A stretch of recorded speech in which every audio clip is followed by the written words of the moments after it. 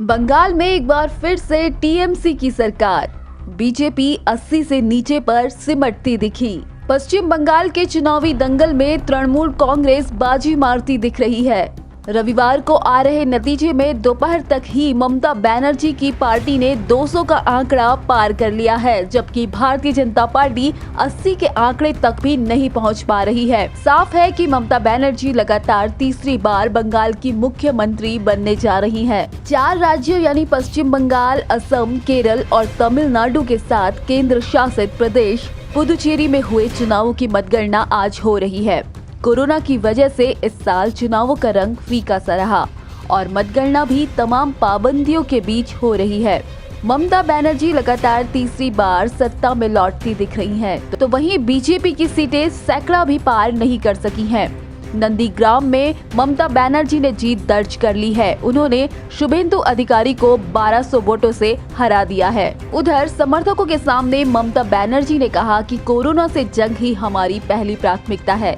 साथ ही बांग्ला अस्मिता के नारे भी उन्होंने लगाए। टीएमसी कार्यकर्ताओं में जश्न का माहौल छाया हुआ है। ममता बनर्जी ने कहा कि मैं सभी लोगों का बहुत बहुत धन्यवाद करती हूं और मैं सभी लोगों से विजय जुलूस न निकालने और अपने घरों में वापस लौटने की अपील करती हूं। कहा जाता है कि किसी बात की अति ना करें। तमाम जद्दोजहद के बाद बीजेपी बंगाल में औंधे मुंह गिरती नजर आ रही है। दरअसल कोरोना महामारी की दूसरी लहर इस कदर बेकाबू हो गई कि जनता अब खुलेआम मोदी सरकार की आलोचना कर रही है। यहाँ तक कि बीजेपी समर्थक भी सरकार और पार्टी से काफी खफा नजर आ रहे हैं।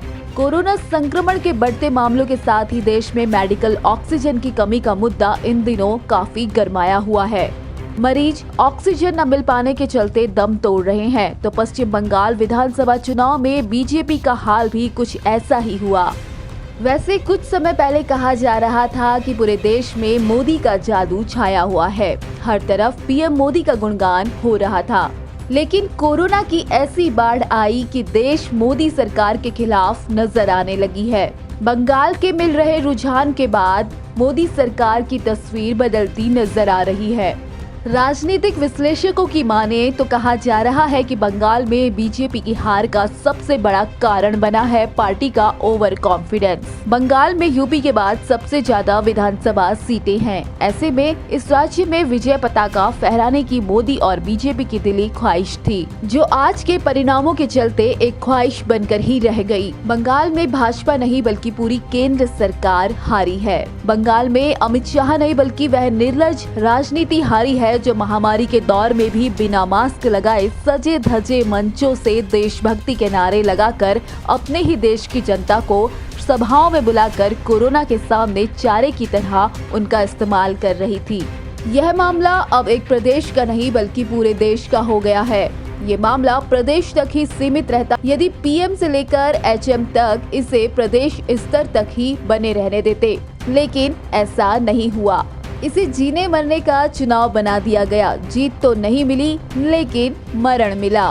उन सैकड़ों लोगों को जो कोरोना महामारी के इस दौर में लाखों लोगों की सभाओं में या तो बुलाए जाने पर पहुंचे या फिर अपनी मर्जी से अपने राजनीतिक भगवानों को देखने की लालसा लेकर पहुंचे और इस महामारी के चुंगल में जा फंसे।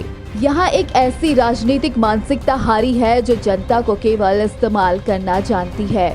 अगर आपको हमारा यह वीडियो पसंद आया है तो इसे लाइक और शेयर जरूर करें। धन्यवाद।